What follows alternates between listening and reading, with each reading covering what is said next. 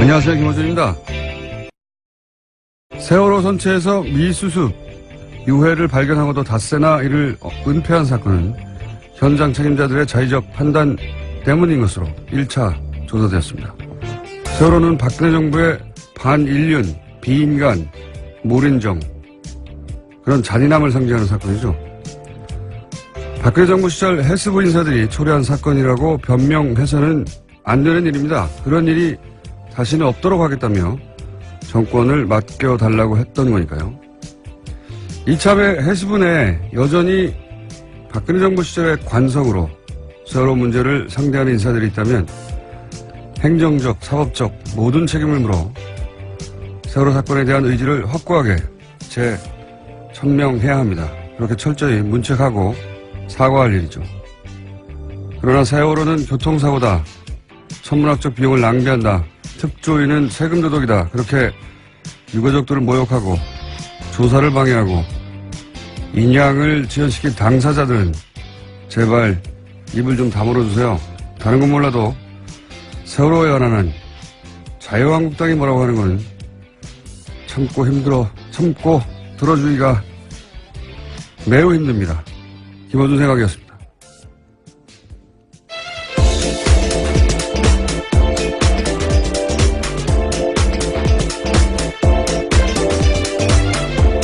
시사인의 김은지입니다. 네.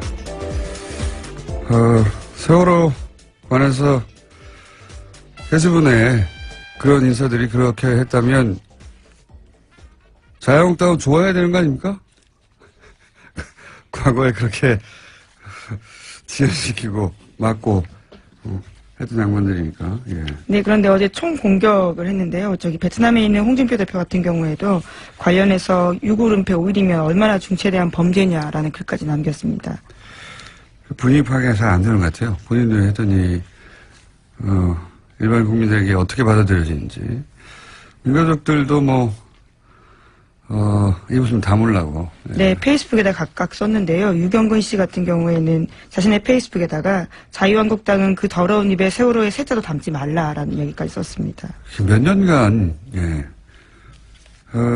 자신들이 한 일이 뭔지 잘 모르는 건지, 모르는 척 하는 건지, 모르는 척 하는 거겠죠. 이건 공감대를 전혀 형성할 수 없는 발언이라, 말을 하면 할수록, 욕을 먹게 되어 있습니다. 자, 첫 번째 뉴스는요? 네, 어제 김관진 전 장관이 풀려났다라는 소식 전해드렸는데요. 이와 관련된 후폭풍이 큽니다. 이명박 전 대통령을 향해 가던 댓글 수사에도 차질이 불가피해졌다라는 전망이 나오고 있는데요. 한겨레신문에 따르면 검찰 조사 때 김관진 전 장관 같은 경우에는요. 이 사건이 죄가 된다면 모두 자신의 책임이라고 이야기했다고 합니다. 그런데 구속 적부심 심사에서는 180도 달라진 태도를 보였다라고 하는데요. 김 전 장관은 사이버 심리전을 지시했을 뿐 정치관여 댓글 작성 등을 지시한 사실이 없다라고 발뺌했다고 합니다. 제가 왜 2주 전부터 조중동이 왜 김관진 참군인 기사 쓰냐고 내내 몇 번이나 하루 이틀도 아니고 똑같은 논리로 돌아가면서 매체가 계속 기사를 쓰고 있다고. 이거 어디서 그렇게 쓰라고 한 거 아니냐고 몇 번이나 얘기했지 않습니까? 네. 그런 이유가 있어요. 구속 적부심 청구를 했고, 그것도 굉장히 이례적인 일인데. 그런데 그 이후부터 계속 그런 기사를 쓰거든요. 그래서, 누군가, 근데 이상했던 건, 그런 기사 쓴다고 석방되는 게 아니에요. 석방되기 불가능하다. 법조인들도 다 그렇게 전망했고. 그런데 다만 누군가 김관진 석방을 엄청나게 원하는구나. 그래서 조중동 어디 모여서 같이 의논하냐고 계속 제가 얘기를 한 건데, 저는 반성합니다. 왜 반성하냐면, 그래도 설마 구속 적부심을 통해 석방이 되겠는가.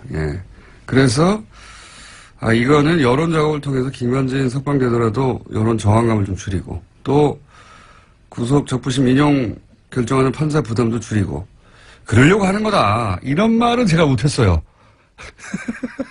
왜냐하면 설마 이렇게 해가지고 정말 석방하려는 정치 작업일까 여론 작업일까 역시 저쪽 분들을 상대할 때는 설마라고 생각하면 안 된다. 반성한다. 예, 어제 법원 판단 내용에 대해서 좀 나왔는데 한겨레신문을 보면 법원에서는 증거인멸 조사를 앞두고 증거인멸 가능성에 대해서도 이렇게 이야기했는데요. 조사를 앞두고 다른 조사 대상자에게 연락해서 궁금한 사항을 물어보는 것은 본능의 영역이다라면서요. 김관진 전 장관 쪽에 손을 들어줬다라고 합니다.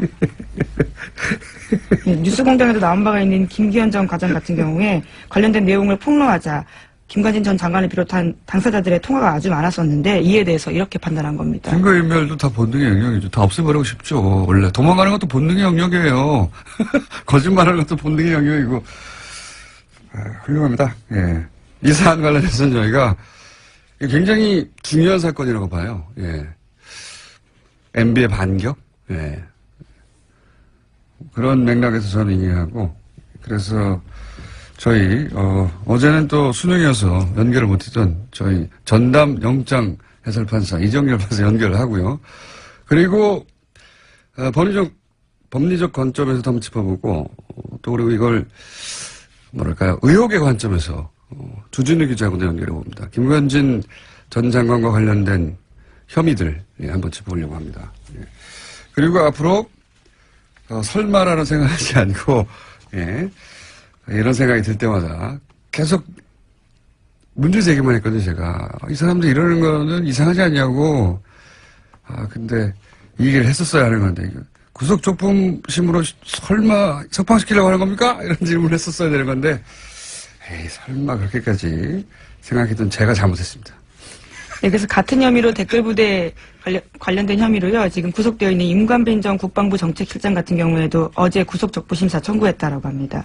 그래서 오늘 같은 형사합의 51부에서 심리를 열고 구속이 합당한지 판단해서 석방 여부를 결정한다고 합니다. 이 논리 제공도 지금 조중동에서 열심히 하고 있어요. 김관진 전 장관은 부하들 구속돼 있는데 어떻게 적부심 신청하냐고 막 거절했다고 개뻥을 치고 있어요. 네, 그런 보도들이 일부 나왔습니다. 네, 그렇게 뻥을 치고 겨우 설득했다는 취지 이야기인데요. 석방돼서 나가라 이걸 통해서 본인이 싫다고 그런 걸 겨우 설득했다는 겁니다. 부하들이 있는데 내가 어떻게 나가냐고. 그리고 또 곧이어서 이 부하가 이제 또 신청하는 거죠. 예. 아주 잘들 놀고 있어요. 제가 그 똑같은 주제로 대여섯 번을 계속 거론했던 이유가 이거였는데, 설마 이럴 줄은 몰랐습니다. 네, 또 이명박 전 대통령 쪽 입장도 나왔는데요. 채널A를 통해서 보면 사필 기정이란 반응이라는 건데요. 한 측근은 이렇게 말합니다. 예상한 대로 석방됐다면서 검찰이 정신을 차려야 한다라고 이야기했다고 합니다. 이게 MB 측에서 즉각 나온 반응이에요. 사필 기정. 누가 사필 기정이라는 건지. 이건 굉장히 중요한 사건이라고 봅니다, 저는. 이렇게도 빠져나갈 수가 있구나. 다시 구속영장 치기가 어렵거든요. 그 사안은 이정열 전 판사님이 얘기하겠지만. 그럼 왜 김관진을 이렇게까지 석방시키려고 노력하는가, 조성동은. 사실은 기사 쓴다고 석방 안 돼요. 생각해 보십시오. 구속되기 전에 그런 기사가 쏟아졌으면 모르겠는데, 구속된 후에 쏟아졌거든요. 기사 써가지고 석방 안 되는데 이 양반들 왜 찬군이 돌아가면서 기자들이 써고 있나 했더니, 석방시킬 수 있다고 생각했던 것 같아요. 자, 그 얘기 좀 더 하기로 하고요. 다음 뉴스는요? 네, 세월호에서 유해가 발견된 건 지난 17일 오전이었습니다. 세월호 미수습자 가족들이 18일 연결식을 시작해서요. 20일 날 오전 발인을 끝냈는데요. 하지만 김영춘 장관한테 유해 발견 사실은 20일에 보고됐다라고 합니다. 차관과 선체조사위 같은 경우에도 21일에 보고받았다라고 하는데요. 현장 수습본부 책임자가 왜 사흘 뒤에 장관에게 보고했고 지도감독기관인 선체조사위에 즉각 알리지 않았는지 의문이 남고 있습니다. 저간한 사정들은, 그 내부적으로 해결할 일이고, 저는 한편으로 잘 됐다 싶은 게, 그동안 이양 지연 혹은 조사방해, 이 말들은 많았죠. 유가족들도 저 사람이 그런 책임이 있다라고 지목하고 말들이 많았는데. 네, 아예 방해 세력 명단을 발표한 바가 있습니다. 네. 이 기회에 사실은, 이 부처가 수사기관은 아니거든요. 누군가 그런 말을 한다고 해서 그 자리에 있는 사람들을 다 인사조치하거나 보직해임하거나 어려워요. 잘 됐어요. 한편으로는 제가 보기엔. 이것은 정부 입장에서 사과하기도 하고 조처하기도 해야 하지만 그동안 인양지원이나 조사방해에 직간접 관여했다고 생각되는 책임 있는 인사들은 전원 조치해서 철저하게 이 기회에 다 정리하고 가야 한다. 그럴 기회를 삼으면 된다. 한편으로 잘됐다 싶으면. 네, 실제로 이번에 유급 은폐를 협의 지시한 김현태 현장수습본부 부본부장과 이철조 현장수습본부장 같은 경우에는 세월호 가족들이 발표한 방해 세력 명단에 들어가 있습니다. 그러니까 이제 유가족들의 주장을 그대로 100% 수용하기 부처에서는 어렵죠, 당연히. 어려운데 잘 됐다는 거죠. 그래서 한번 따져보고 철저하게 조사하고 행정적으로 사법적으로 다 처리해야 한다. 잘 됐다고 봅니다, 저는. 자, 벌써 시간이 곧 이어도 이정열, 주진우 두 양반이 지금 눈을 시퍼렇게 뜨고 지금. 네, 이제 두 가지 이슈를 했는데요. 네, 빨리 제목만 한번 빨리 정리해볼까요? 예. 예, 어제 SBS가 관련해서 세월호 또 보도를 했는데요. 특검이 박근혜 전 대통령의 리프팅 같은 성형 시술을 최소 5차례 받았다라고 특정했고 청와대 안에 별도 시술 공간이 있었다는 점도 확인했다고 합니다. 뭐 많이 했더라고요. SBS가 이거 제대로 잡아서 계속 하고 들어가고 있는데 성형시술도 5번, 리프팅도 5번, 주사 네, 필러 시술도, 리프팅 시술, 네, 다양한 5번. 시술이 나오고 있습니다. 이게 다 대부분 세월호 전후 직후부터 일어난 일들입니다. 엄청 수술도 많이 했네요. 정말. 하여튼 그렇게 검찰은 파악을 했다. 한두 번 했다는 게 아닙니다. 많이 하셨다. 그런 뉴스가 구체적으로 나오고 네, 있고요. 아예 전속 공간도 따로 청와대 관전에 있다라는 거고요. 그 정도로 많이 했다라고 볼 수 있는 정황이 생긴 거죠. 그리고 김관진 전 장관 얘기하니까 또 나온 이야기가 이거 굉장히 주목할 뉴스입니다. 국군 장교 정신교육을 하는데 그 돈을 정경련에 줬다는 거죠. 네, 그렇습니다. 2012년에는 1억 2천 정도, 2013년에는 1억 6천만 원 정도 들었고 비용의 80% 정도를 정경련이 부담했다고. 굉장히 중요한 뉴스입니다. 생각해 보시면 군 교육을 하는데 왜 재벌들이 돈을 냅니까? 상상할 수 없는 일이에요. 액수의 문제가 아니라 합쳐서 한 3억 가까이 군이 교육을 하는데 재벌이 돈을 냈다는 겁니다. 이게 말이 됩니까? 심지어 이 교육에서는 굉장히 야당 이꼴 종북이라는 정신교육을 했다라고 하는 건데요. 그 참여했던 예비역 정훈장교 말에 따르면 당시에 왔던 국정원에서 온 외부 강사들이 문재인 후보 당선되면 종북 세력이 국가를 전복할 거다라는 내용도 있고요. 거기에 재벌들이 돈을 대요. 여기서 낙곰수는 나쁜 놈들이라는 교육했습니다. 예, 기존 가치의 질서를 붕괴시키고 있다라고 쓰여 있다고 합니다. 한겨레 신문이 보도했습니다. 네. 전 붕괴 세력이었고요. 여하간 내용을 떠나서 장교들을 교육하는데 그럴 필요성이 있다. 거기서 종북 교육을 했다 어쩌고 다 떠나서 필요성이 있다. 군에서 비용을 대야죠. 이거 왜 재벌이 되냐고요. 상상하기 힘든 사건인데 저는 이거 파봐야 된다고 봅니다. 이거 큰 덩어리가 나올 수 있다. 자, 이제 시간이 다 됐고요. 정말 자국만 읊어주시면? 예, 오늘 아침 경향신문이 보도한 내용인데 한상률 전 국세청장이 김대중 전 대통령의 비자금도 캐려고 했다라고 합니다. 왜 안 그랬겠어요? 왜? 그리고요? 네, 그리고 검찰이 경찰의 국정원 대선 댓글 은폐를 재수사하기 시작했습니다. 어제 관련해서 압수수색이 있었습니다. 이게 이제 김관진, 김용판 쌍둥이 사건이라고. 네, 원세훈 전 원장까지 해서요. 네. 아니, 김용판 전 청장과 지금 김관진 전 장관은 검찰 수사의 관점에서 쌍둥이 사건이에요. 왜 쌍둥이 사건인지는 주준희 기자하고 잠시 후에. 그게 왜 쌍둥이냐? 굉장히 재밌습니다. 쌍둥이 사건이고. 자, 또 있습니까? 네, 어제 국민의당 안철수 대표와 바른정당 유승민 대표가 한자리에 모여서 통합 논의에 시동을 걸었는데요. 국민의당이 자체 조사에서 두 정당이 통합하면 19%로 더불어민주당에 이어서 지지율 2위에 오른다 여론조사 결과 발표했습니다. 실제로 그럴 수도 있고, 자체 조사는 원하는 결과를 만들어서 발표할 때도 있긴 하죠. 근데 진짜 재밌는 건 이 조사에서 그렇다면 야권을 대표하는 인물은 누굽니까? 하고 물었더니 유승민 대표가 1위가 나왔고, 그 다음에 홍준표 대표고, 이 조사를 한 안철수 대표는 3위를 해야 되는 거. 재밌는 결과였습니다. 자, 오늘 여기까지 하고요. 뒤가 길어지기 때문에 인사 여기서 해야 되겠습니다. 예, 감사합니다. 시사인 김은지였습니다. 감사합니다. 네. 바로 이어가겠습니다. 김관진 전 장관 측의 청구로 이루어진 구속적부심 심사 인용됐죠. 그래서 석방이 됐습니다. 어제 아침 연결을 못해서, 저희 메인 영장실질심사 전문 해설 이정재 재판사 연결해 보겠습니다. 안녕하십니까? 아니, 공장장님 그러지 마세요. 부담스러워요. 네.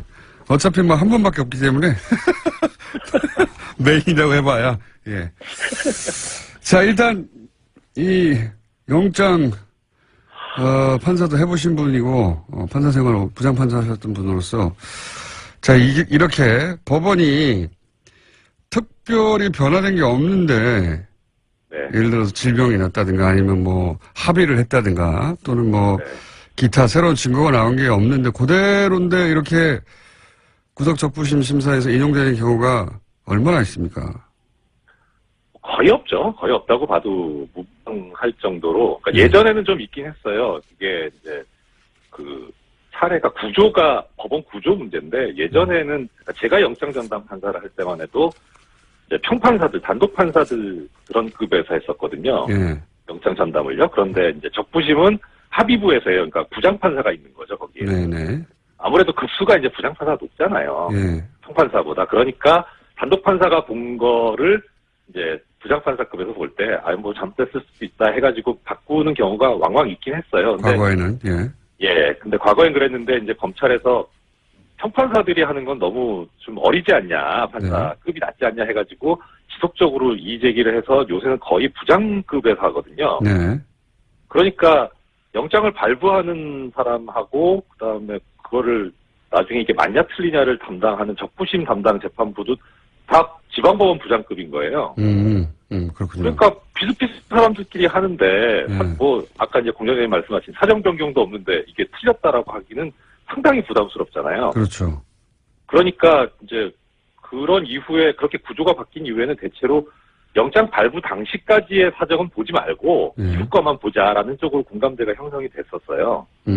그렇군요. 그러니까 이제 뭐 아까 공장장님 말씀하신 대로 합의가 되거나 뭐 새로운 증거가 나오거나 하는 그런 정도 아니면은 적부심에서 이게 석방 명령이 나오는 게 거의 드물었죠. 그래서 변호사님들도 그걸 아니까 어차피 해도 안 되는 거 네. 뭐하러 신청하냐 이런 형태였었고 그래서 신청하는 건수도 많지 않았고 받아들여지는 건수도 그렇게 많지가 않아요 요새는. 그렇다고 하더라고요. 예. 근데 네. 이런 상황에서 결국은 이제 인용이 됐어요. 예. 그래서 네. 모두들 안 될 거라고. 예. 모두들 될 리가 없다고 하는 상황이 돼버렸습니다. 네. 여기서 경험자로서, 네. 또 과거 내부자로서 정말 이상한 점들만 좀 정리해 주십시오. 공장장님 저 뭐 어차피 시간이 부족하니까. 예. 항상 부족해서 인생이었지 않습니까, 우리가? 핵심 요약을 해주십시오. 법리적으로 말씀드려요? 이상한 걸 말씀드려요? 이상한 걸 말씀해 주십시오. 알겠습니다. 예, 이상한 걸 중심으로.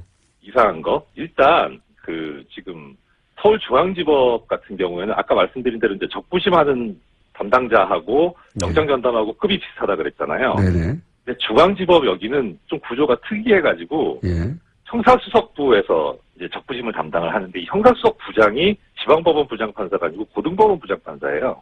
예. 급이 높아요. 여기는 높다. 예, 높아요. 그런데 이 중앙지법원 형사수석부장 자리가 어느 자리냐면, 그 영장 전담 같은 경우에는 일단 발령만 그 법원으로 내고 실제 그 안에서 어떤 업무를 담당할지는 그 법원장이 정하는 거거든요. 어허. 예, 그런데 다만 이제 우리가 알고 있는 거는 서울중앙지법쯤 되면은 워낙 이제 큰 사건들이 많이 가니까 대법원장 의중에 있는 사람이 간다. 예. 사실상 알고 있는 거지 법적으로는 그래요. 예. 근데 이 형사수석부장 자리는 아예 대법원장이 찍어서 발령을 내는 자리예요. 그럼 양승태 대법관이 이전에 찍어서 발령했던 분이다? 그렇죠. 이건 뭐 법적으로 이렇게 돼 있는 거니까. 예, 예. 근데 지금 이제 서울중앙지법 형사수석부장인 신광열 부장이 올해 2월 달에 예. 형사수석부장이 되거든요. 예. 예, 이 형사수석부장 자리가 정말 얼마나 막중한 자리냐면은 이 자리를 거쳐간 사람들이 대체로 법원 행정처를 거쳤다가 대법관이 돼요. 뭐 예를 들어서 전에 그 법관 블랙리스트 얘기 나왔을 때 주범이라고 지목됐던 임종원 법원행정처 차장도 이 서울중앙지법 형사수석부장을 거쳤거든요. 대단한 요직이다. 예, 그렇죠. 그러니까 사실 초반에 공장장님께서 반성한다고 하셨는데 저도 진짜 반성하고 드릴 말씀이 없는 게 이분을 너무 신경을 안 썼던 것 같아요. 예, 그러니까 영장 전담이 지금 처음에는 좀 약간 이상한데 하다가 정말 이상하다까지 온 이런 지금 상황까지 됐는데 예. 그런데 하물며 영장 전담도 그런 수준인데 수석부장이면은 이건 이제 정말 뭐 말할 수가 없는 거죠. 그야말로. 그러니까 저희가 지속적으로 지난 몇 달 동안 다뤘던 영장 담당 판사들 이상한 판결을 한다. 이상하다. 양승태 전 대법관의 인사들이 그쪽 의중이 담긴 어떤 판결을 내리는 게 아니냐. 계속 이렇게 얘기를 해왔는데 이분은 더하다는 거죠? 그렇죠. 그래서 이게 그러니까 뭐 어떻게 뭐 법리적으로는 말씀을 드릴 수는 있는데 뭐 그건 얘기 안 하기로 했으니까. 그런데 그게 아무리 합리적으로 설명해도 이해가 안 가는 부분은 급이 달라서 그러면 사정 변경이 없어도 적부심 받아줬다라고 하면은 그러면 이게 이런 김관진 전 장관 같은 사건 말고 일반 사건도 그래야 될 거 아닙니까? 일반 사건도 안 그래요. 그냥 비슷비슷해요. 이 적부심에서 받아들여주는 석방해주는 비율이. 그러면은 이건 좀 급이 달라서의 문제는 아닌 것 같아요. 뭔가 다른 게 있는 것 같아요. 다른 게 있는 것 같다. 그러니까 아마 그 다른 점은 주진우 기자님께서 나중에 잘 설명을 해주시지 않을까 저는 그렇게 생각이 되고 그래서 사실 이 법리적으로 여러 가지 말씀을 드릴 수는 있지만 저는 의미가 없을 것 같아요. 그럼 법리의 문제가 아닌 것 같다. 그런 느낌이 상당히 많이 들어요. 그래서 일단 제일 관심이 가는 거는 이제 아까 김은지 기자님도 말씀해 주셨는데 그 김관진 전 장관의 하급자가 지금 자기도 적부심 신청했다는 거잖아요. 이게 관심이 가요. 이거 어떻게 할 건가. 이게 이제 그 다음 여론을 보고 결정할 수도 있겠죠. 이거 어떻게 되어가나. 그럼 또 하나 관심 가는 게 전병헌 전 수석이에요. 그러니까요. 그러니까 이 김관진 논리대로 하면은 전병헌 뭐 이건 영장 당연히 기각돼야 되거든요. 어떻게 되는지 한번 보죠. 그러니까 이 두 가지를 보고 정말 그야말로 정말 반성을 해야 되겠구나라는 생각을 해요. 설마는 없다. 형사수석 부장이 누구냐의 문제였던 것 같다. 요약하면 법리의 문제가 아니라 이렇게 간단하게 정리를 하셨습니다. 오늘 여기까지 듣고요. 나중에 시간 주세요. 다시 한번 할게요. 오늘은 할 일이 많아가지고요. 핵심만 짚었고요. 다시 한번 연결하겠습니다. 이거 저희는 계속 관심 가지고 지켜봐야 할 사건인 것 같아서. 맞습니다. 지금까지 법무법인 동안의 동안의 구로디지털단지역이요. 사무장으로 일하고 계신 이정렬 전 부장판사였습니다. 감사합니다. 고맙습니다. 김관진 전 국방장관 구속 후 보수 매체들이 참군인 김정은이 가장 무서워하는 김관진 같은 구명 기사를 하루 이틀도 아니고 연일 번갈아가며 썼었죠. 왜 그랬을까? 김관진 전 국방장관의 여러 혐의 관련해 취재를 해온 주진우 기자 연결해 보겠습니다. 안녕하십니까? 안녕하십니까? 관련 취재 오래 해온 사람으로서 김관진 석방이 이제 법리적 판단 이외에 어떤 사유가 있을 수 있다고 그런 의혹을 가지고 계십니까? 네네. 석방 이유가 댓글 관련 서류에 수백 차례 결재만 했을 뿐 지시가 없었다는 것인데 상명하복의 군 특성상 있을 수 없는 일이고요. 그건 뭐 상식적으로. 범죄 행위에 대한 결재는 확실한 이행 지시, 곧 명령을 의미합니다. 군에서는 특별히. 양승태 대법원장의 오른팔, 그러니까 신광열 형사수석부장판사가 직접, 이분 정말 막후 실력자입니다. 이분이 직접 커밍아웃을 해야 할 만큼 법원은 안팎에서 다급하고 긴박하게 움직였습니다. 안팎에서 다급하고 긴박했다는 건 어떤 사정입니까? 구체적으로? 김관진이 구속되자 보수 세력의 코어가 직접 움직였습니다. 특별히 이명박 전 대통령 진영에서 분주하게 움직였습니다. 저는 그 이유가 김관진이 8년 넘게 국방부 청와대에서 무기 거래를 진두지휘한 사실상의 정점이라는 데서 찾고 싶습니다. 로키드 마틴, 그리고 사드의 국내 반입, 그리고 무기 거래의 그 숨은 계좌, 이 부분에 가장 중요한 사람이 김관진이었습니다. 그런 의혹을 가지고 계시다. 그럼 주진우 기자가 그런 의혹을 가지고 오랫동안 취재해온 것은 제가 알고 있는데 검찰도 혹시 김관진 전 국방장관에게 그런 무기 사업과 연루된 혐의를 두고 있었나요? 예. 이번 구속영장은 이번에 구속된 이유는 사이버 사령부에서 댓글 공작 그 댓글 공작의 주범이라는 판단 때문이었습니다. 네, 그렇죠. 근데 그 이외에도 청와대에서 세월호 일지를 조작한 혐의가 드러났었고요. 그리고 결국 검찰이 승부를 보려고 했던 것은 이명박 박근혜 정부의 무기 관련 아하. 거래 내용이었습니다. 이 부분에 대해서도 상당한 혐의를 두고 있었습니다. 김관진 장관이 무기 사업과 관련해서 입을 열 경우 보수, 그러니까 대한민국 보수의 뿌리가 통째로 뽑힐 거라는 위기감이 있었던 것으로 저는 파악하고 있습니다. 그게 여기서 핵심은 구속영장은 사이버 사령부 댓글 공작으로 청구된 것이긴 하나, 검찰에서는 무기 사업과 관련해서 또 혐의를 두고 있었다. 그렇습니다. 이게 이제 검찰 쪽에 그런 판단이 있었다고 하는데, 미국 쪽에도 이런 취재를 주진우 기자가 오랫동안 해왔지 않습니까? 미국 쪽에서도 네. 혹시 들은 이야기는 없습니까? 그렇습니다. 제가 이 혐의 때문에 지난달 미국 워싱턴에 방문했었는데요.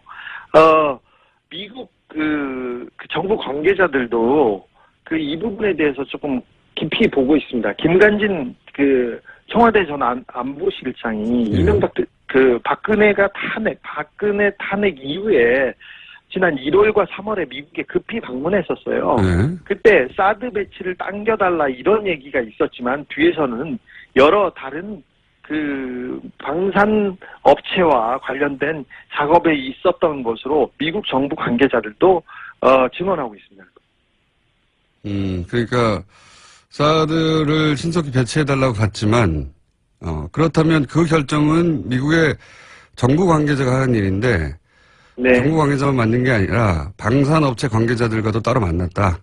예. 예, 그래서 방산업체 관계자들과의 만남에 대해서 미국에서도 기본적으로 들여다보고 있다. 예, 관계 당국들이.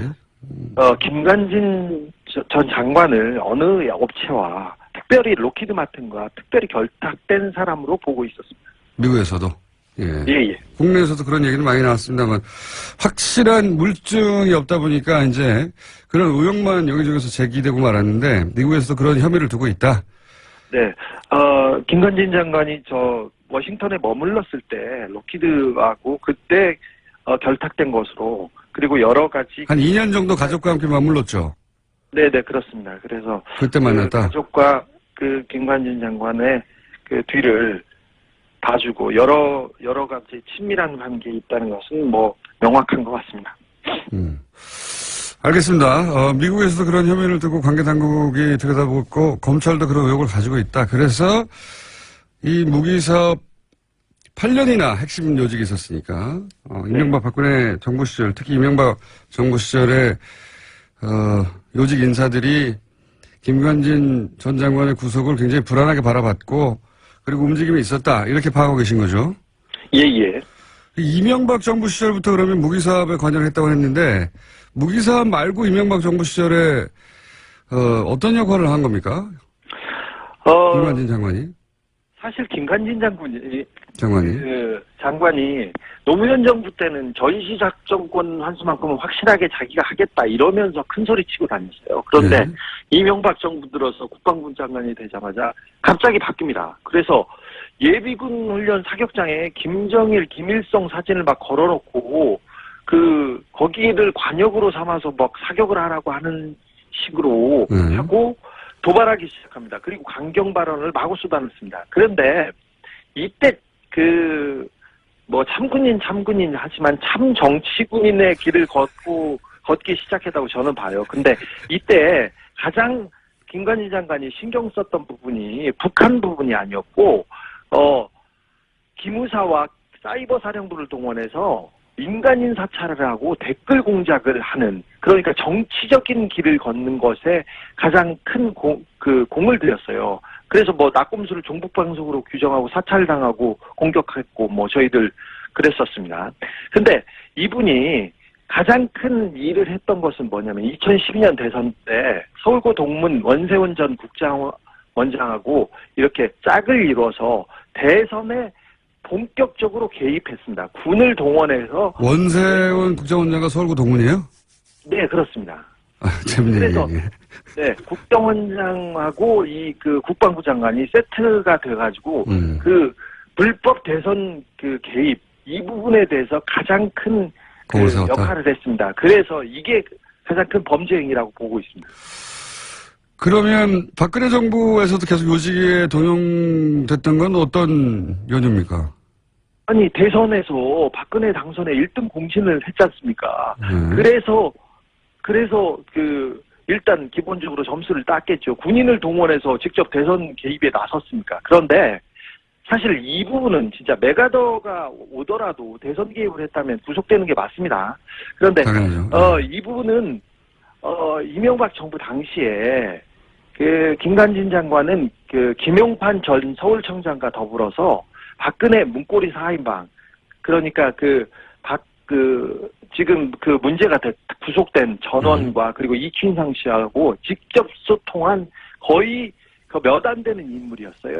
아, 그래요? 김관진 장관은 정윤회를 형님으로 모시는 유일한 사람이라고 정윤회가 형님으로 모시는 유일한 사람이라고 정유라가 증언하기로 했었죠.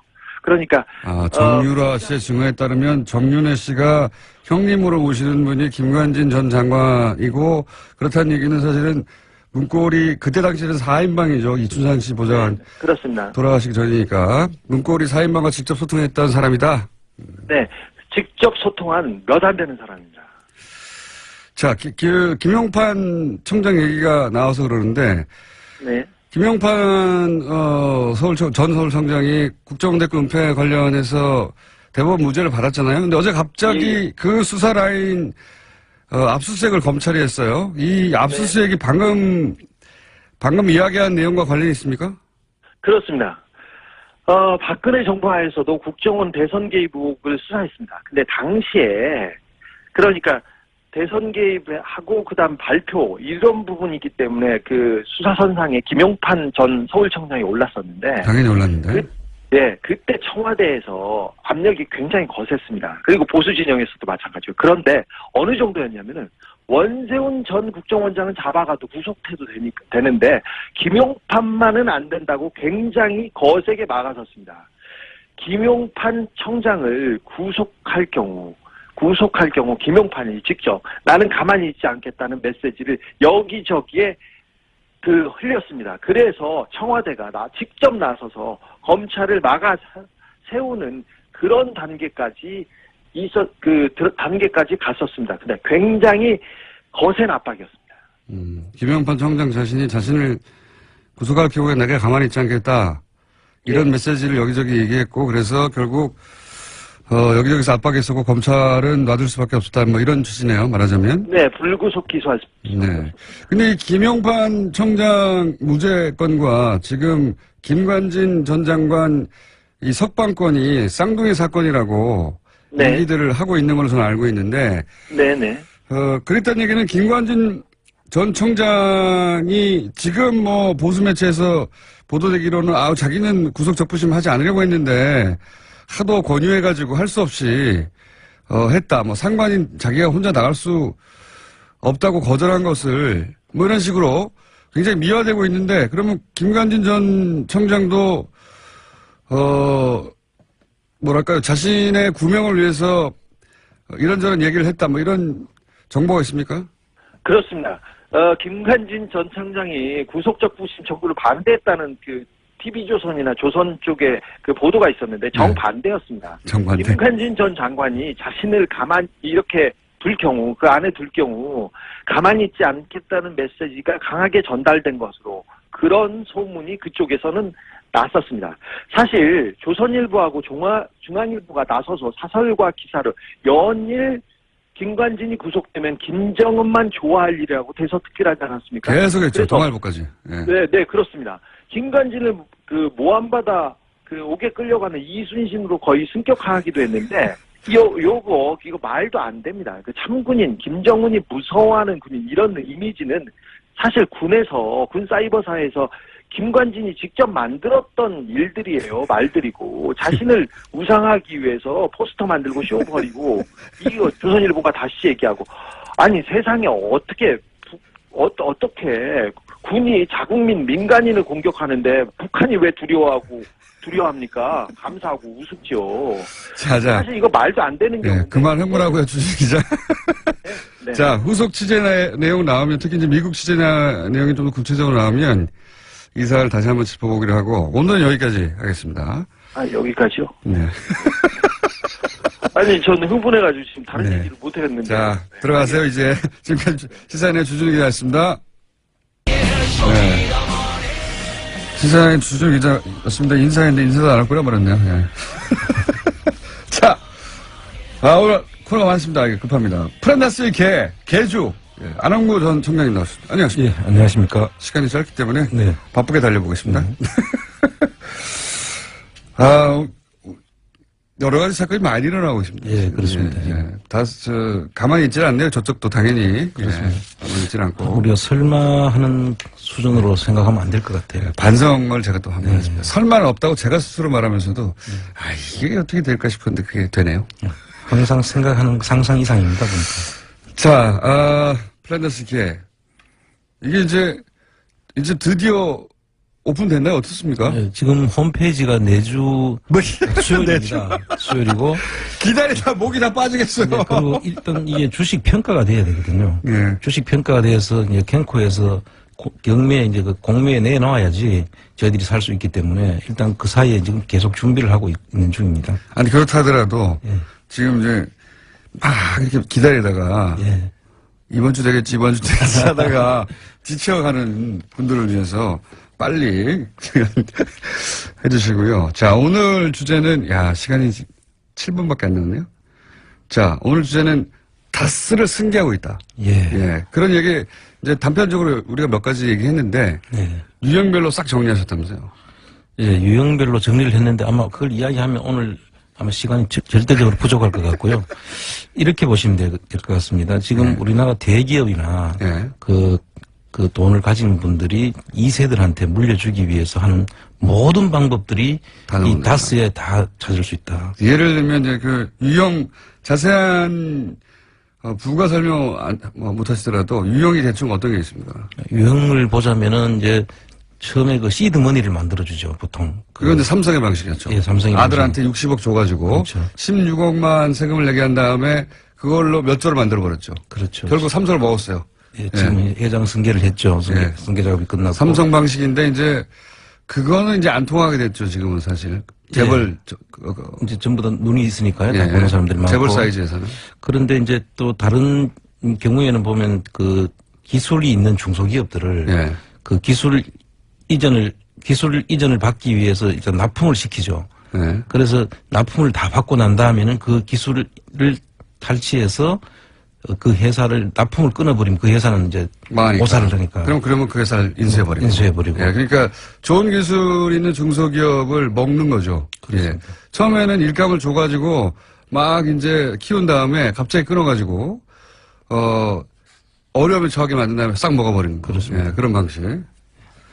그리고 뭐 그 일감을 또 그 계속 몰아주기 해서 일감 몰아주기에 대해서는 지금 증여세를 물리고 있습니다. 일감을 몰아주는 경우에는. 그래서 그 일감을 몰아주는데 이 회사의 경우에는 좀 다스 경우에는 비상장 회사다 보니까 감시가 안 되고 있죠. 재벌은 뭐 20%인가 30% 이상 물가를 몰아주면 세금을 내잖아요. 그렇습니다. 근데 이건 눈에 안 보이는 곳이었기 때문에 열심히 몰아주고 있었다 이거죠. 몰아주고 있고 그러니까 앞에 유형 그러니까 뺏는 것도 하고 있었죠. 그렇습니다. 몇 번 저희가 알려드렸었는데. 근데 그 작은 그 회사를 만들어 가지고 실질적인 그 다스의 계열사들을 같이 붙이는 작업. 그러니까 위장 계열사들을 합병을 하는 거죠. 또 하나의 방식은 위장 계열사 합병. 그 전번에 그 다온이라는 것은 100만 원에 이제 인수를 하는. 600억짜리 매출을 일으키던 회사였는데 인수를 100만 원에 했죠. 그렇습니다. 같은 편이거나 아니면 일부러 어렵게 만들어서 뺏었거나. 둘 중에 하나. 그렇습니다. 하여튼 그런 일이 또 일어나고 있고. 그 대기업이 하던 일 방식인데 이제 대기업이 오랜 세월 개발해온 노하우들. 법을 피하기 위해서. 완전히 한목에 습득을 해가지고. 그거를 적용을 했습니다. 적용을 해가지고, 그러니까 다스가 워낙 주목을 많이 받고, 이명박 전 대통령의 주식은 하나도 없고, 그런데 회사는 물려줘야 되겠고, 이런 고충이 있다고 상정을 해보면 예. 방법이 뭐가 있겠냐. 그렇습니다. 방법은 기존의 재벌들이 수십 년간 개발해온 노하우들을 총동원해가지고 승계하는 작업을 실제로 우리가 모르는 사이 하고 있었는데 예. 그게 2014년도부터 시작이 되는 것 같고요. 2015년도에는 SM이라는 회사를 이시영 씨 그 등기회사 유일한 그 등기회사. SM이라는 회사를 하나 세우면서 이 작업을 시작한 거죠. 그래서 예, 하고 본격적으로. 해외에는 지금 법정 대표를 다 바꾸고 있었지 않습니까? 네. 그 법정 대표를 바꿔가지고 중국에 있는 4개 회사, 알짜배기 4개 회사는 전부 다 이시영 씨 100% 다스에서 출자한 회사고 나머지는 합작 회사들은 중국인이 이름으로 지금 돼 네. 있거든요. 그러니까 알짜 회사들은 다 이제 대표로 되어가고 있고. 그리고 인사를 다 하고 안에서는 또 CFO로서 자금을 전부 다 관리하는 쪽으로 예. 실질적인 장악을 다 이미 하고 있는 중입니다. 그러니까 이제 그림은 아마 그랬던 것 같아요. 이제 근데 저희가 이제 석 달 전부터 140억 떠들기 시작하면서 이것들이 밝혀지고 있는 건데요. 승계도 하고 있었구나 이렇게 밝혀지고 있는 건데 140을 포기했으면 된다니까요. 계속 얘기했지만 그랬으면 저희들의 주목을 안 받게 된 거죠. 그 140억 받았다고 할 때부터 이 140억이 결국은 발목을 잡을 것이라. 그렇습니다. 예언을 여러 차례 한 바 있습니다. 발목을 잡기 시작했는데 요는 이겁니다. 이세영 씨한테 회사를 하나 만들어주고 예. 그 회사에다가 일감도 몰아주고 시드마니도 애초에 줬겠죠. 예. 시드마니도 들어가고 그다음에 이거 탈취한 거 아닌가 싶은 회사도 형태의 그런 회사 인수도 있고 그리고 이거 위장 결사였나 싶은 회사도 있고 그리고 또 그렇게 일감을 몰아주기도 계속하고 있었고 예. 그렇게 막 등치를 키우는 거죠. 예, 등치를 키운 다음에 이게 이 회사가 결국 모 회사를 먹어버리거나 그죠? 예, 그렇죠.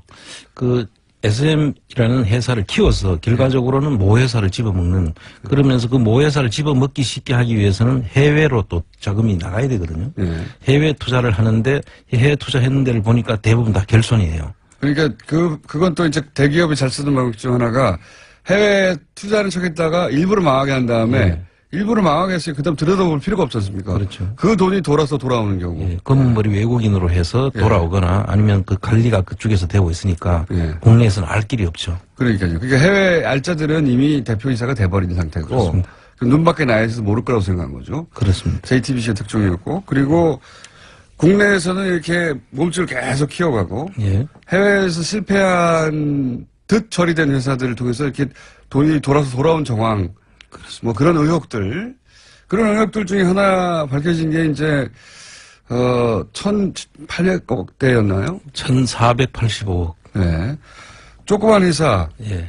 SB 글로벌 로지스라는 예. 그 포장지 회사죠. 포장지 회사여서 이 회사는 포장지를 납품하고 다스로부터 돈을 받아야 되는데 예. 거꾸로. 뜬금없이 1,400억, 1,500억대를 다스에 입금합니다. 그렇습니다. 그런데 이 돈은 미국 엘리바마에서 뭐 생긴 클레임 때문에 들어온 돈이다. 그렇게 뭐 이렇게 해명을 하죠. 그렇게 거기서부터 돈이 흘러서 사실이 다 써들어간 거 아닌가. 말이 안 되는 해명이죠. 네, 뭐 이런 식으로 보통 요 건건이 다 하나하나가 다 사건입니다. 그렇습니다. 하나하나 사건인데 이게 종합적으로 풀 패키지로 이루어지고 있었다. 자, 이게 다겠냐?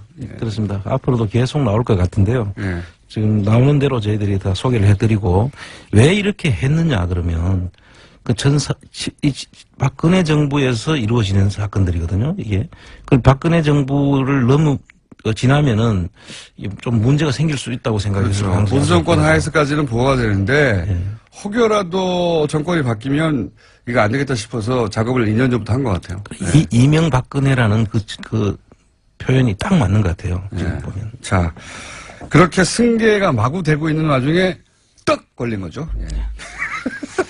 딱 걸려서 저희가 계속 들여다볼 예정이고 플랜다스에게는 그럼 다음 주에 드디어 나옵니까? 예, 플랜다스계를 통해서 완전히 이제 저희들이 그렇게 못하도록. 알겠습니다. 안항구 청장님이었습니다. 감사합니다. 예, 감사합니다. 3부에서 뵙겠습니다. 아니 왜 지난주에 더 이상 안 나오신다고 그렇게 들어가시더니 또 나오셨어요? 김영건, 존경하는 우리 김영건 의원님의 끊임없는 설득으로. 네. 그거 전부입니까? 또 친구들, 또 오래된 친구들한테 전화도 많이 오고 그러더라고요. 많이 듣나 봐요. 제가 봤을 때 별로 인기 없을 것 같은데.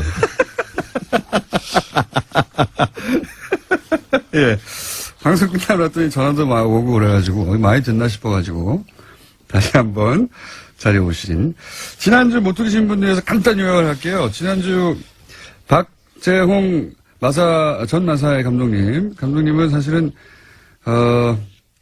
국가대표 감독의 자격 요건으로 사실은 최순실과 함께 독일에서 앞으로 오게 되는 것으로 알고 있었던 선수들을 훈련시키려고 최순실의 그 승마장, 독일 현지 승마장에 합류하셔서 준비를 하시다가 아니 이게 일이 뭐 제대로 돌아가는 게 하나도 없네 하고 돌아오신 분이에요. 3개월 만에. 근데 그 3개월 동안 겪었던 일들이 있는 거죠. 그리고 가기 위해서 있었던 일들, 예를 들어서 뭐 최순실 씨가 갑자기 전화 와서 독일로 와달라고 해서 아니 뭐 당신이 오라고 한다고 내가 갈 수 있는 게 아니다. 마사의 소속이고 얘기했더니 잠깐 기다려봐.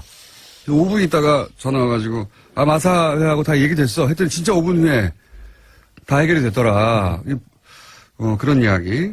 그리고 처음에는 그냥 승마한 학생의 학부모 그중에서 좀 이렇게 그래도 실력이 좀 있나 보다. 아는 사람이 좀 많나 보다. 이런 학부형 정도로 생각했는데 독일에 가서 일 뜻대로 안 되자 삼성전자 사장 당장 오라고 해. 그랬더니 진짜 와. 그랬더니 처음에는 안 올 것 같아 하다가 실제로 왔더라. 아니 삼성전자 사장은 이제 승마협회 회장이기도 한데 삼성전자 사장한테 전화해서 오라고 할 수 있는 사람이 누가 있느냐. 그래서 단순히 학부형이 아니다. 뭔가 있다 이렇게 생각하기 시작하신 거고 지난주에 했던 얘기입니다.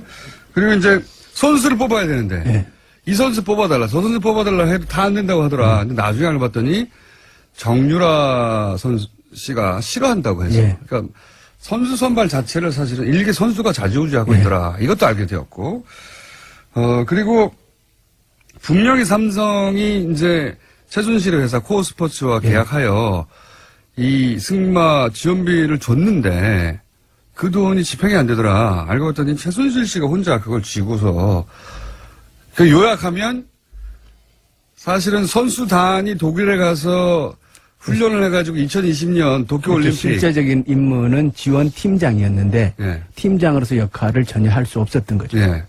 2020년 승마팀을 위해서 갔는데 알고 봤더니 돈도 최순실이 그냥 쥐고 쓰고 선수는 정유라 혼자였다. 그냥 그들을 위한 지원이었다. 그걸 깨닫고 이제 돌아오신 겁니다. 여기까지가 지난주에 요약이고 지난주 이야기로 굉장히 시큰둥하게 이 방송 누가 듣는다고 하면서 자꾸 부르지 말라고 나 이제 바쁘다고 하다가 일주일 만에 다시 많이 됐네요 하고 돌아오신 박재홍 감독님과 뒷이야기를 이어서 가보도록 하겠습니다. 뒷이야기 첫 번째가 당시에 이제 독일 현지 승마장이 있었어요. 그죠? 예. 그런데 이 승마장을 삼성이 지원해 준 것이다, 사실상. 삼성이 모나미를 통해서 우회 지원한 정황이 있죠. 요 이야기가 왜 중요한지는 좀 더 설명을 드리겠는데, 요 얘기가 굉장히 중요합니다. 요 이야기는 이제, 의원님이 좀 정리를 해 주시죠. 왜 삼성의 현지 승마장 지원이 중요하냐? 이게 이제, 우리가 궁금했던 게, 삼성이, 권력의 피해자였느냐. 그렇죠. 박근혜 대통령이 지원하라고 해서 했느냐. 해서 어쩔 수 없이 지원을 하게 된 거냐. 아니면 삼성이 최순실과 박근혜의 비정상적인 관계를 이미 알고 정보력을 통해서 파악을 하고 적극적으로 개입한 사실이냐. 완전히 다른 얘기죠. 이거 완전히 다른 얘기죠. 이게 매우 중요한데 이 독일에서 지원하는 과정을 보면은 오히려 후자가 아니냐라는 판단을 하게 되는 거죠. 자, 그 삼성은 법정에서도 그렇고 2015년 7월 25일에 처음으로 최순실의 존재를 알게 되었다 얘기합니다. 요 날이 특정된 이유는 뭐냐면 이때 이제 박근혜 전 대통령을 면담했거든요. 그렇죠. 그러니까 박근혜 전 대통령이 이재용 부회장을 면담해서 지원해 줘라 최순실. 지원해 줄 것을 요구하고 임원 교체를 요구를 하는데 다음 날 바로 임원 교체가 됩니다. 실제 그 요청이 이루어졌는데 그래서 이제 논리는 대통령이 해달라고 했는데 그렇죠. 어떻게 예. 안 해줘? 근데 알고 봤더니 최순실이었다. 예. 이런 거고. 공식적으로 삼성의 이재용을 통해서 나온 얘기는, 그러니까 정유라의 존재를 알게 된 것은 2015년 7월 25일이 기점이다. 이게 삼성의 입장인 거예요. 대통령이 말해서 하게 됐다는 예. 겁니다. 근데 의혹은 뭐였냐면 그게 아니라 삼성이 사실은 최순실의 존재를 이미 알고 있었고 최순실의 존재를 독점해서 그렇죠.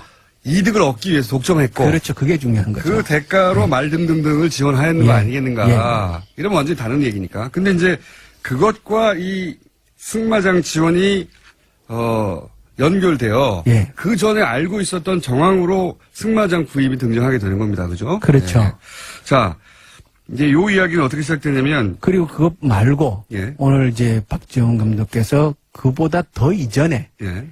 최순실은 삼성이 상장사를 맡아서 직접 얘기해 보시죠. 예. 예. 자, 그러니까 최순실 씨가 삼성이 지원해 줄 거야 라는 얘기를 2015년 7월 25일 이전에 했다는 거 아닙니까? 그죠? 예, 그렇습니다. 2014년 예. 그 아시안 게임 끝나고 예. 그 마사의 그 유도, 탁구, 승마 선수단이 경력 차원에서 현명관 회장하고 미팅을 한번 했었는데요. 현명관 마사 회장, 예, 전 예. 회장. 예, 그 자리에서 현 회장이 저보고 그 올림픽 나갈 수 있는 어떤 방안, 레포트를 좀 하나 제출해 달라고 하더라고요. 예. 그때가 이제 아시안 게임 끝나고 난 다음이니까 9월 달 정도 됐을 겁니다. 2014년 9월 달. 예. 그리고 그 이후에 2014년 11월 그 승마 마지막 시합이었던 선수권대회에서 최순실 씨가 대전 시합장으로 내려왔어요. 예. 가지고 시합장에서 이제 1년 선배인 서정균 그 마장마술 감독하고 저하고 같이 3명이서 같이 이렇게 그날도 눈이 온 것 같은데 예. 같이 이야기를 좀 했었는데 그 자리에서 삼성이 아마 그 회장사로 들어올 것 같다. 이미 알고 있었다. 예. 그러니까 그 이야기를 삼성이 꺼냈고. 사장사로 들어오는 거는 네. 15년도 3월이에요. 그러니까요. 3월인데 적어도 그 전에 4개월 이전에 4개월 이전에 알고 있었다는 거죠. 최순실이 삼성이 사장사를 할 거다 이렇게 얘기를 했다는 거예요. 삼성이 스스로 마음을 먹기 전에도 알고 있었다는 거죠. 예, 예. 그러면 그 자리에서 SK도 들어오고 싶어 한다. 하지만은 삼성이 나을 것 같다. 그 이야기를 했었고요. 본인이 결정한 거죠. 예, 예. 그래서 저는 그냥 이 아줌마가 아주머니가 그 학부모 정도만 생각했는데 그냥 오지랖 넘는 사람이구나라고만 생각했었는데 이때쯤 벌써 상당히 실세구나라는 생각을 저는 하게 됐죠. 그게 그러니까 삼성이 최순실을 알게 됐다고 하는 2015년 이전의 예. 일인가 거의 7, 8개월 전의 일입니다. 그렇죠. 예. 또 있다면서요. 이거 말고도. 그러니까 이때까지 나온 얘기는 예. 15년도 1월 달에 예. 김종 차관이 청와대에 갔을 때 예. 박근혜 대통령이 그 정유연이 같은 학생은 특별히 키워야 한다. 처음으로 예. 대통령 입으로 정유라. 예, 정유연. 예. 그 이름 바꿨으니까 그렇죠. 정유라 씨 지원을 해야 한다는 말을 직접 듣고 이제 출가 예. 갔다고 그랬죠. 그게 이제 특정수사관에서. 나온 얘기인데 예. 그보다 훨씬 더 전에 나온 거죠. 예. 그러니까 삼성은 이런 정황들을 봤을 때 예. 그러니까 피해자가 아니라 예. 적극적인 공모자 내지 네. 오히려 주도자. 삼성에서 먼저 예. 접근했을 가능성도 따져볼 만한. 예. 적어도 2015년 7월 20일에 처음 알았다고 하는 거는 예. 전면적으로 재수사하거나 검토해야 하는. 예. 그리고 사실은 저는 삼성은 이보다도 훨씬 더 전에 알고 있었을 것이라고 보는 겁니다. 왜 그렇게 보십니까? 왜 그러냐면 현명관 사장이 예. 2013년도 말에 이제 마사회 사장으로 가잖아요. 예. 가자마자 가장 먼저 했는 일이 뭐냐면 14년도 3월 달에 예. 다음에 봄이죠. 그 마사회 마방을 예. 정유연에게 지원합니다. 마사회 마방을 특정 선수에게 지원한 일이 있습니까, 감독님? 예, 그렇습니다. 그러니까 특정 선수에 그렇게 지원하는 게 정상이에요? 저는 어느 정도 그렇게 해야 된다라고 생각을 하는데, 그게 훌륭한 선수라기는. 정유라라는 게 이제 문제가 거죠. 예. 그렇구나. 예, 예. 왜 하필 정유라냐? 예. 그러니까 대표팀 선수가 예를 들어서 공기업 그 승마장에서 좀 트레이닝 좀 하자. 그렇다면 그건 당연히 이제 할수 있는데. 협조적이야 하는데, 그게 정유라였다는 게 문제가 된다라고 생각합니다. 그런 자격이 갖춰지지 않았는데 왜 정유라 선수를 이 현명관 마사 회장이 마사 회장 취임하자마자 특별히 대우해줬냐? 그렇죠. 현명관 가자마자 가장 먼저 했는 일이 정유연을 지원한 일을 사실상 했는데, 현명관 사장은, 그 삼성물산 회장 출신이죠. 그렇죠. 그 삼성의 삼성맨입니다. 완전히 삼성급, 예. 뼛속까지 삼성맨이거든요. 예. 그러니까 정경련 부회장을 했고, 그리고 삼성 출신으로 마사 회장이었던 사람이 이미 정유연을 특별 지원을 했었다. 예. 그러니까 이미 그 현명관은 자기가 간 이유를 알고 있었던 것이고, 그 정유연을 지원했는데, 그런 상태의 그 뼛속까지 삼성맨이 그 삼성에게 그것을 보고하지 않았다라는 거는 말이 안 되죠. 상식적으로 이해할 수 없는 거죠.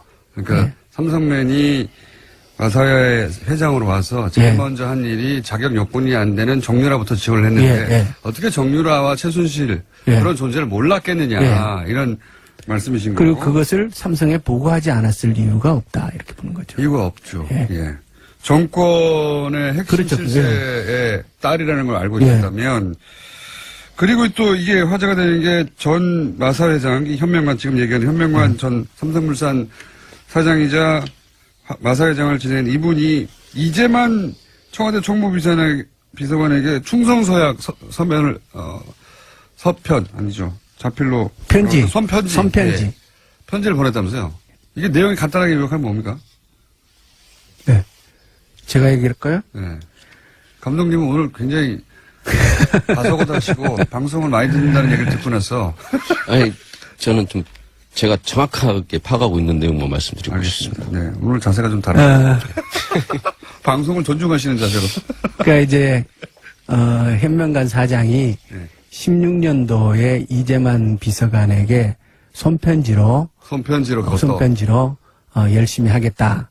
그리고 대통령께서 관심사 가지고 있는 사항을 적극 지원하겠다. 아, 대통령께서 관심 가지고 있는 사안. 예. 그게 굉장히 합리적인 표현이네요. 예.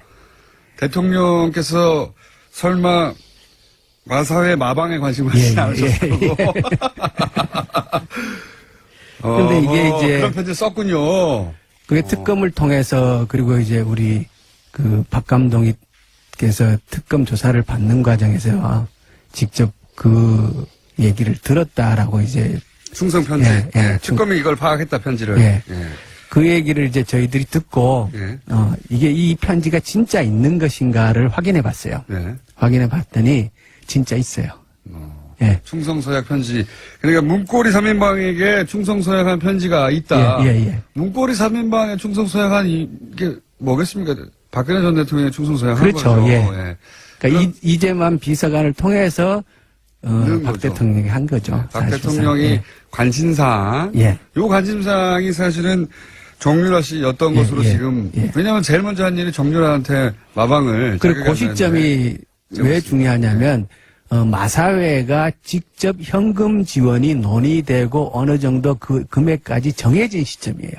여기 2013년입니까? 16년도. 이건 16년도. 예, 16년도 1월 달인데 지난번에 이제 그 김영규 부회장의 녹취록을 통해서 보면 마사회가 현금 지원을 하는 금액 협의가 쭉 진행되는 과정이 나오거든요. 그걸 이제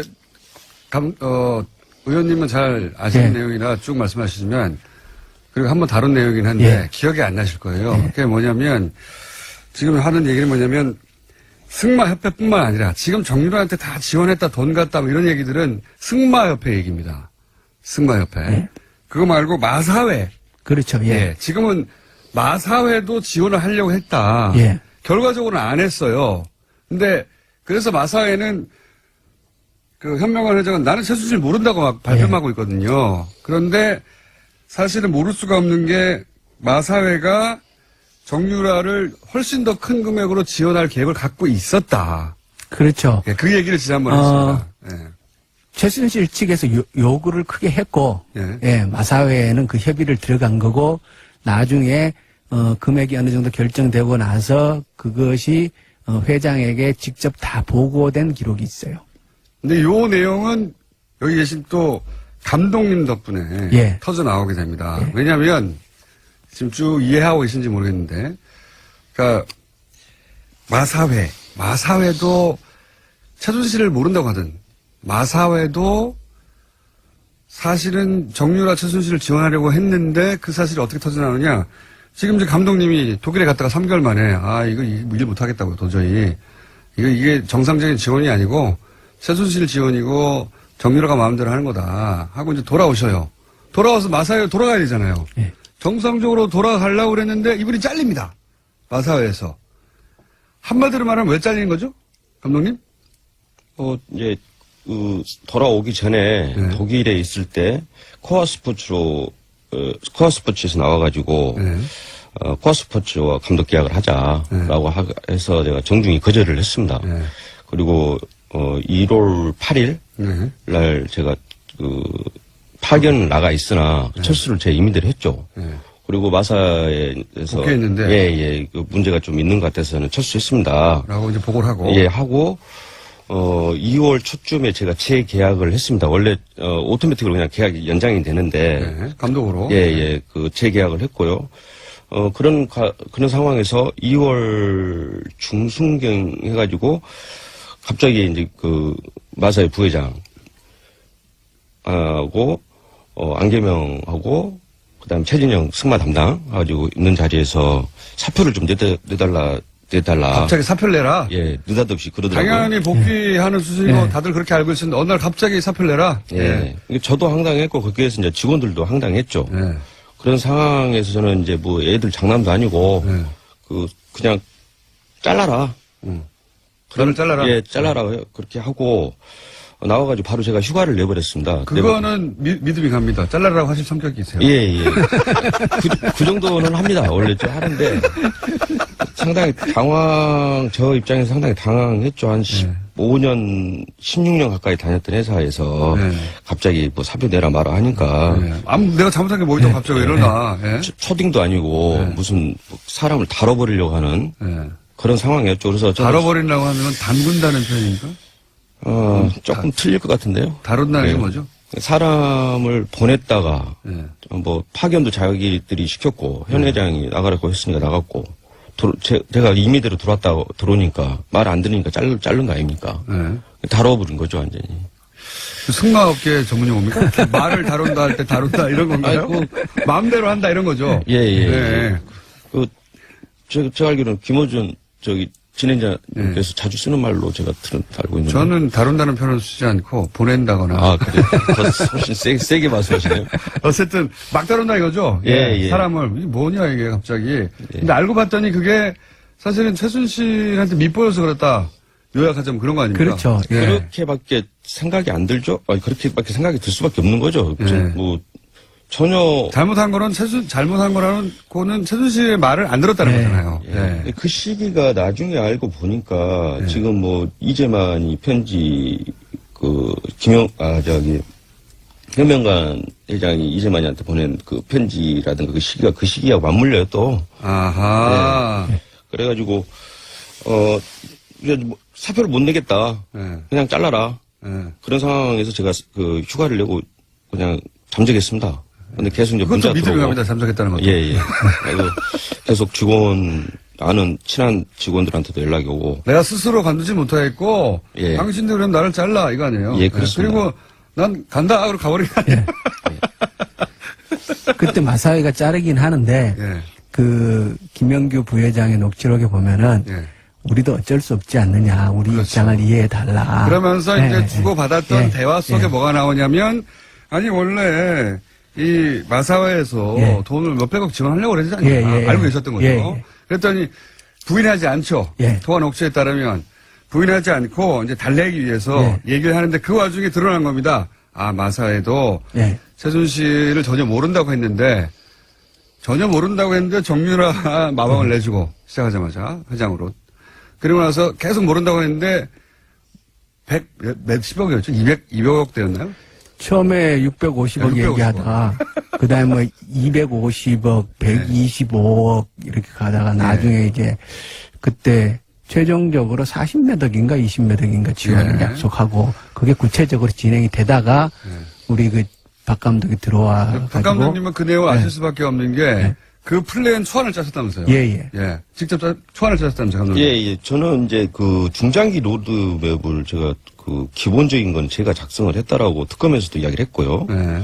그래서 그럴 수밖에 없는 게 올림픽이나 이 아시안 게임을 공략을 하려면은 무슨 골프장 부킹해가지고 며칠 있다 나가는 것도 아니고 최소한 한 4년 이렇게 중장기적으로 이렇게 그 계획을 잡고 해야 되기 때문에 어느 팀의 감독이나 코치들은 이거를 꾸준히 예산을 받으려면은 중장기로 이렇게 계획을 짭니다. 당연히 그렇겠죠. 그리고 또 다른 분들은 뭐 행정하는 사람들은 모르잖아요. 전문적으로 좀 그렇죠. 저희들이 해야지. 어떻게 훈련해야 되는지 플랜을 짜셨는데, 예. 그러니까 그 플랜 초기부터 그 플랜을 짰기 때문에 이 지원 계획을 알고 계셨던 거죠. 예. 그래서 이제 대화 내용을 압축하면, 아니, 왜 나보고 나가라 그러냐.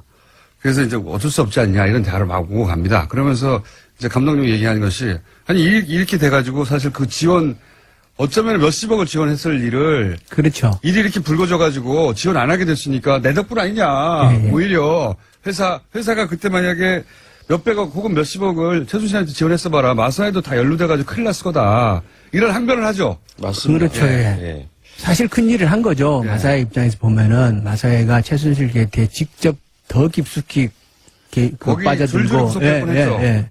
돈도 지원하는 결과가 올 뻔했는데 박 감독 선에서 귀국하고 이제 일종의 거기서 깨진 거죠. 그래서 박 감독님이 그거를 막으려고 했던 건 아니에요.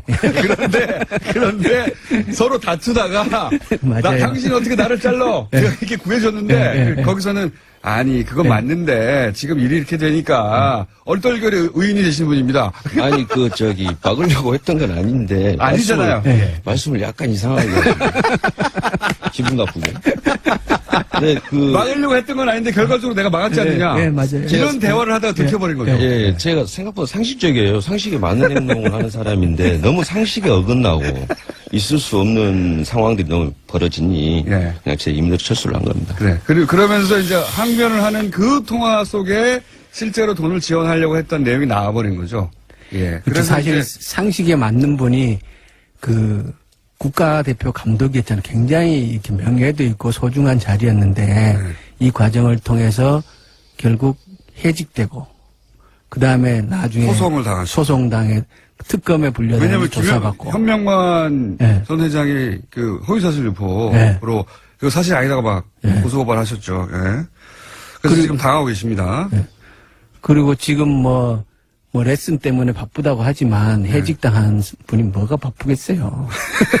이렇게 말씀하시면 어떡합니까? 아니, 아르바이트도 하시고. 뭐 살짝 바쁘다는 이야기죠. 살짝.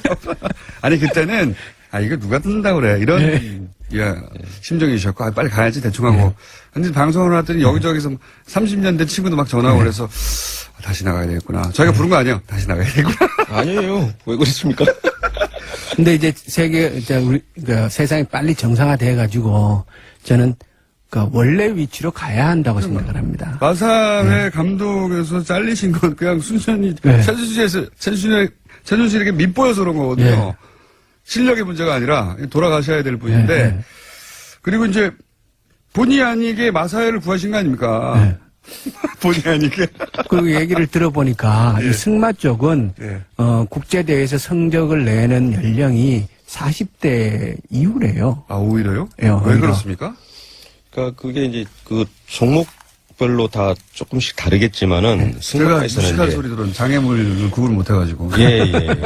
좀 그 부분은 확실하게 좀 해주셨으면 좋겠습니다. 네.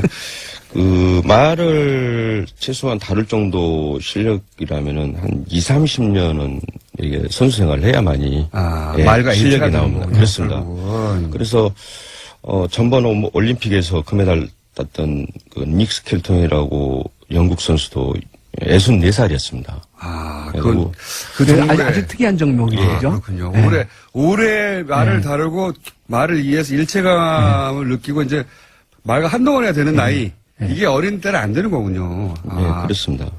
그래서 선수로 출전하실 수도 있겠네요, 여전히. 네, 여전히 가능성이 높은 선수. 실제 올림픽 자격 요건을 따는 성적을 낸 최근에 거의 유일한 분 아닙니까? 그럼 감독님 자랑 좀 아니라 선수로서도 다시 한번 올림픽에서 뵙는 것으로 올림픽에서 그리고 만약에 메달을 따가지고 올라가시면 뉴스공장 얘기 좀 해주세요. 지금 뭐 사실 도쿄올림픽은 사실 희망적인 부분이 하나도 없습니다. 지금 없고 최순실 게이트랜에서 뭐 지금 스폰서 이런 부분도 이제 다 끊겼고 또 좀 중장기적으로 움직여야 되는데 지금 시간이 너무 촉박한 부분이 있고 당장 지금 아시안 게임이 내년인데도 이마저도 지금 상당히 어려운 부분이 많습니다. 알겠습니다. 자, 이게 승마하시는 분들 일반을 미워하시는 일은 절대 아니고 오히려 굉장히 큰 어려움을 처했고 감독이었던 분도 지금 일자리도 못 구하고 있다. 이런 상황입니다. 이제 제자리로 다시 다 돌아갔으면 좋겠고요. 그러기 위해서 또 나와주시고 그렇게 일이 있으면 해주세요. 저희 방송 무시하지 마시고 이제는. 연구해보겠습니다. 자, 오늘은 여기까지 해야 되겠습니다. 지금까지 아르바이트를 하고 계신 박정 전 마사의 감독님이셨고요. 감사합니다. 예, 감사합니다. 더불어민주당의 김영건 의원이었습니다. 감사합니다. 예, 고맙습니다. 오늘은 이 코너의 제목을 새로 정해야 할 것 같습니다. 황교익 씨 나오셨습니다. 안녕하십니까? 예, 안녕하세요. 네. 황교익입니다. 막 칼럼니스트가 이제 마음에 안 든다고 불쑥 지난주에 얘기하셨더니 엄청난 문자가 쏟아졌어요. 막 칼럼니스트 마음에 안 드니까 어마어마한 이름들이 왔습니다. 마타도어, 혀리케인, 예. 마탁 다식자, 혀준, 혀장금, 예. 현안설원, 혀르가즘, 혀가 날아든다. 혀갈량, 만나대왕, 예. 고난의 막군, 예. 만마미아, 마테랑, 마카이브, 막가이버, 마추픽추도 있고, 기미교육. 맛자르트, 기미교육, 예. 맛파더, 맛물리에, 예, 맛마미아, 예. 뉴스공장 청취자들의 수준이 그대로 적나라하게 드러나는 네. 순간이라고 저는 생각을 합니다. 얼마나 이 해악이 넘칩니까? 일단, 오늘은 뭘로 할까? 혀준으로 해볼까? 혀장군. 혀준 황교익 선생. 일단, 오늘은 이걸로 채택해 보겠습니다. 하루. 네. 예. 혀준, 황교익 선생님. 그러니까 저 같은 일을 하는 그 사람이 조선 시대에 예. 예, 그 한 분이 벌써 계셨어요. 아, 그래요? 예. 누가요? 허균 선생. 이야, 예. 비슷하네. 허균 선생의 후에 혀준. 그 허균 선생이 1611년에 낸 책이 그 도문대작이라고 있거든요. 예. 그 도문대작이 이제 그분이 이제 평소에 드셨던 음식 중에 정말 맛있다라고 생각하는 그걸 갖다 목록으로 이렇게 만들었어요. 네. 그래서 조금 아주 자세하지는 않지만은 어느 지역에 지역별로. 어떤 게 맛있다. 그 허균 선생의 이 굉장히 잘 살은 집안이거든요. 그러니까 허란선언하고 같은 예, 그죠. 자매 형제죠. 그래서 워낙 부자로 잘 살았고 뭐 관직도 웬만큼 모르고 네. 뭐 이러면서 이제 아주 많이 드셨나 봐요. 잘 드셨나 봐요. 그러다가 근데 이제 그때 잘 먹었다는 뭐 양반이고 예. 또 직위도 있고 돈도 있었으면 잘 먹긴 했겠지만 예. 딱 음식을 주제로 이렇게 남기는 거는 드물지 않습니까? 드물죠. 그 당시에 양반들이 그러죠. 근데 그러다가 그 허균 선생이 조금 그 조선 시대에 좀 빼딱했어요. 네. 그러니까 네. 그 홍길동전을 네. 머릿속에 떠올려 보면 돼요. 네. 그 홍길동전의 저자거든요. 네, 네. 한글로 소설을 쓰고 사대부가 네. 그다음에 당시- 그 내용도 보면 그 일반 신분- 대중이 읽으라고 한 건데 그런 그렇죠. 거군요. 그 신분 제도에 대한 네. 이제 그 불만 아버지를 아버지라 부르지 못하는. 그렇죠. 예. 그리고 실제로 그 허균 선생이 그 친구들 중에 이게 서자가 많았대요. 그러니까 똑똑한 서자들이 많은데 이거 뭐 관직이 나가지 못하는 뭐 그런 걸 갖다 많이 봤겠죠. 그리고 따로 이렇게 그 국가를 건설하려고 하는 이런 게 마지막에 이렇게 슬쩍 그렇죠. 보이죠. 이 시스템이 가지고 있는 불합리함에 대해서 그렇죠. 그러니까 소설을 풍자한 거죠. 뭐라고 그렇죠. 하면. 예. 그래서 빼딱한 그 허균 선생이 귀향을 가게 돼요. 예. 저 바닷가로 이렇게 귀향 가가지고 뭐 쓸 거 없는가 이러다가 많은 사람들이 이제 그때 귀향 가서 쓴 도문대작이 귀향살이 하면서 너무 예전에 먹었던 게 너무 그리워가지고 이렇게 썼을 것이다. 라고 쓰는데 저는 그렇게 생각하지 않아요.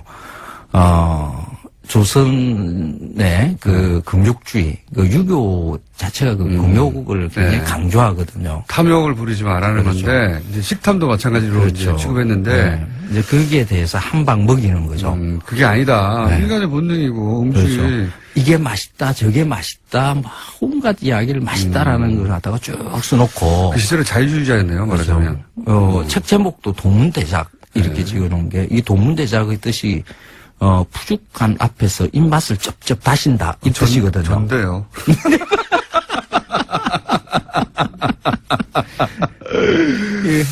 그 양반이 예. 그 푸죽한 앞에서 입맛을 쩝쩝 다시고 있는 그것을 모습을 이렇게 상상을 해보면 그거는 요 양반의 품위를 완전히 잃는 거거든요. 본인에 대해서 굉장히 솔직하고 네. 예, 불합리에 대해서 이제 풍자하고 재능도 많고 그랬던 분이군요. 네, 매력적인 분이었네요. 그렇죠. 그러니까 저는 일종의 그때 당시에 그 조선 시대에 한 방 먹인 일종의 포르노그라피. 그 시절의 분위기를 보셨죠. 그렇죠. 양반 사회. 양반들 너네들 뭔 그 양반 노릇 하느라고 음식 이렇게 맛있는 거 이런 거 있어. 이거나 먹어. 그렇죠. 뭐 금욕들 뭐 이런 걸 자꾸 감정이입을 강조하는 하시는군요. 예. 예, 허균 선생에게. 내가 이 시대에 허균이다. 그러니까 아니, 그렇지는 않아요. 뭐, 허균 선생하고 비할 바는 못 되죠. 혀준 하십시오. 혀준. 허균 선생은 아주 그 시대에 그러니까 그 혁명가적 생각을 가지고 있었던 분이라고 저는 생각을 해요.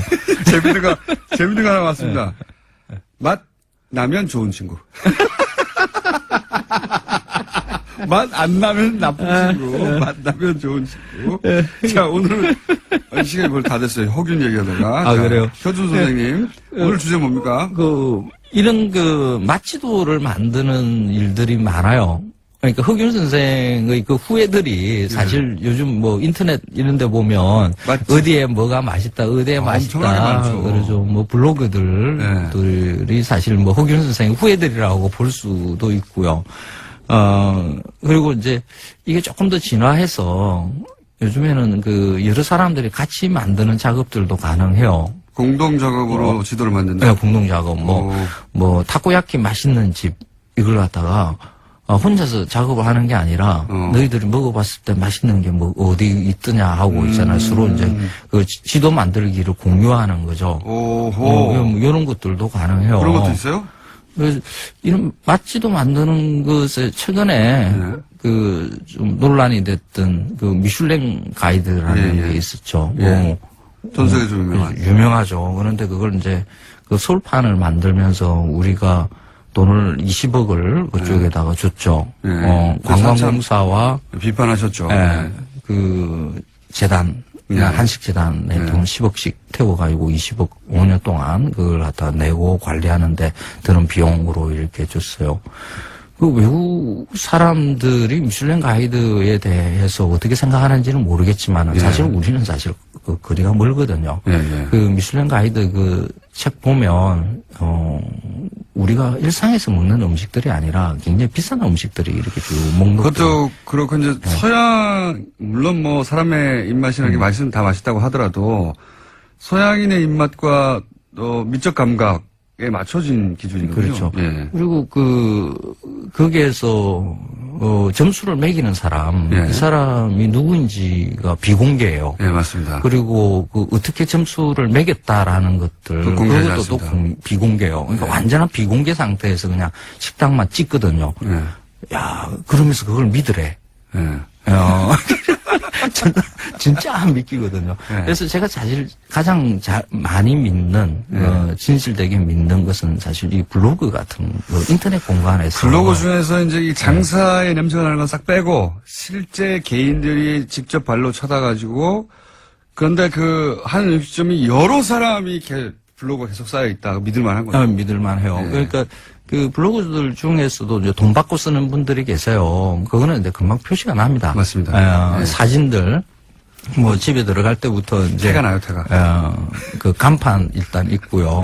홀 전경 찍고요. 죄송합니다. 음식 없는. 뭐 하나 또 와가지고. 혐잇 썸씽이라고? 수준 좀 올려주세요. 너무 애로하네요. 혐잇 썸씽. 그런데 이런 그러니까 맛지도라는 것을 우리 대중들이 좋아하는 이런 음식으로 서로 이렇게 정보들을 이렇게 쌓다 보면 그 진짜 이런 그게 나오지 않을까 이런 생각들도 많아요. 집단지성, 그러니까 이제 네. 초창기 모델은 말씀하신 대로 개인들이 가서 블로그를 작성하고 그게 네. 차곡차곡 쌓이고 어떤 개인은 굉장히 다양하고 전문적으로 쌓이게 되죠. 거기서 좀 더 발전해가지고 근데 여기 이제 문제점은 그 사람의 취향이 특별히 작용했을 수도 있고요. 예. 그렇죠. 취향이 많이 작용을 할 수밖에 없죠. 그렇죠. 이제 뭐 저 같은 전문가가 하는 거와는 조금 또 다른 그렇죠. 그런 결이 기준도 좀 다를 있기는 수도 해요. 있고 매운 걸 특별히 좋아한다든가 이럴 수도 있고. 근데 그렇죠. 이제 이런 말씀하신 집단지성을 이용한 맛지도는 가장 많은 사람들이 이제 추천한다든가 찍는다든가 이런 게 표가 날 거 아닙니까? 그렇죠. 예. 그렇죠. 그래서 이런 일을 할 때 외식업체에 계시는 분들은 조금 그 작업을 좀 중단해 주세요. 작업을 그 욕구를 참기 힘들어요. 식당 주인이 거기다 막 댓글 달고 뭐 이런 거 다 표시 나거든요. 그리고 뭐 점수 주고 하는 거 이런 일들 사실 마케팅 하는 것으로는 뭐 참지 못할 수도 있겠죠. 그런데 이런 네티즌들이 이런 작업을 해 놓으면 뒤에 신뢰받을 수 있는 이런 그 정보 하나가 만들어지고 그런 필터링, 길게 봤으면 네. 식당들 그게 하나 오르고 하는 게 이런 게 더 훨씬 더 권위 있게 느껴지고 하거든요. 그래서 이런 일이 그냥 마케팅 차원으로 일어나는 게 아니라 순수하게 대중들이 가지고 있는 기호 그 입맛이 다 달라도 괜찮아요. 이게 지금 당장에 대한민국 사람들이 어떤 음식을 좋아하는가 하는 것에 대한 기호를 알 수 있는 그 통로이기도 하거든요. 알겠습니다. 우리 여기까지 해야 될 것 같고요. 예, 오늘은 효준이었고요. 그 이름 끝납니다, 이제. 이름 잘 좀 지어주세요. 효준 선생이었습니다. 수준 좀 올려주세요. 안녕.